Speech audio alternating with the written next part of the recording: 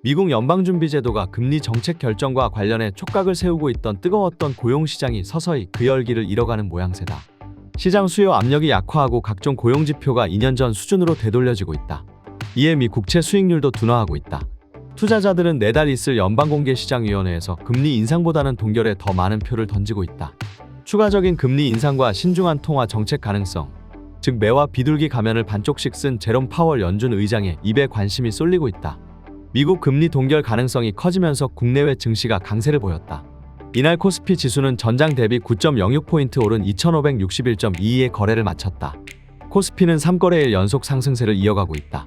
개인이 1689억 9600만 원어치를 팔아 치운 반면 외국인과 기관이 각각 4억 7600만 원, 1491억 2500만 원 순매수했다.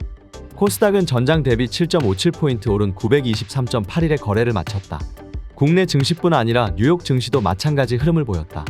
29일 뉴욕 증권거래소에서 다우존스 30 산업평균지수는 전장보다 292.69포인트 오른 34,852.67로 거래를 마쳤다. 또 S&P 500지수는 전장보다 64.32포인트 상승한 4,497.63으로 나스닥 지수는 전장보다 238.63포인트 상승한 13,943.76으로 장을 마감했다. 이 같은 증시 흐름은 미국의 금리 인상 여부를 결정하는 고용지표 상승률이 큰 폭으로 둔화하고 있기 때문이다. 9월 FOMC에서 금리 인상 가능성이 점점 하락하고 있는 셈이다.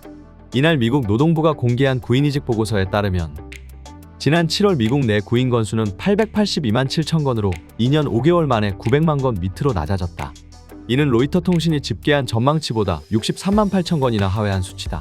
미국 고용시장에서 수요 둔화는 구인율과 실제 고용 추이를 보더라도 확인할 수 있다.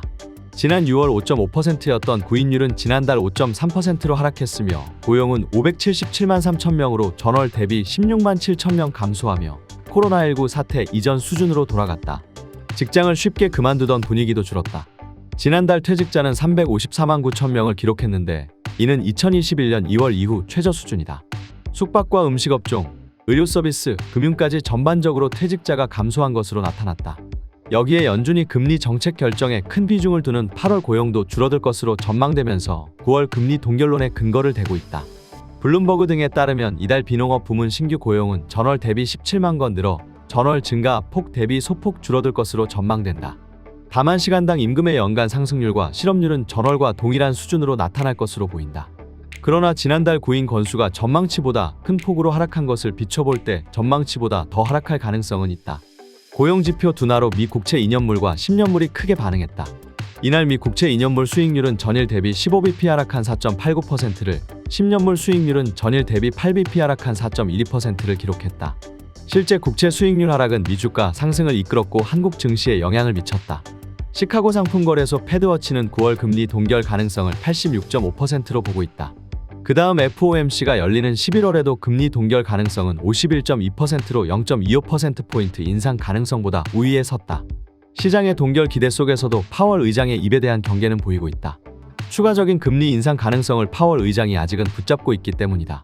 이날 코스피 지수가 정오를 기점으로 상승세가 다소 꺾이기 시작한 것은 미국의 2분기 국내 총생산과 8월 물가 지표 발표를 앞둔 상황에서 경계 심리가 발동한 것으로 분석된다. 올 상반기부터 발표되는 경제 지표에 따라 금리 정책을 결정하겠다고 선언한 파월 의장은 금리 인상과 동결 가능성을 모두 열었다.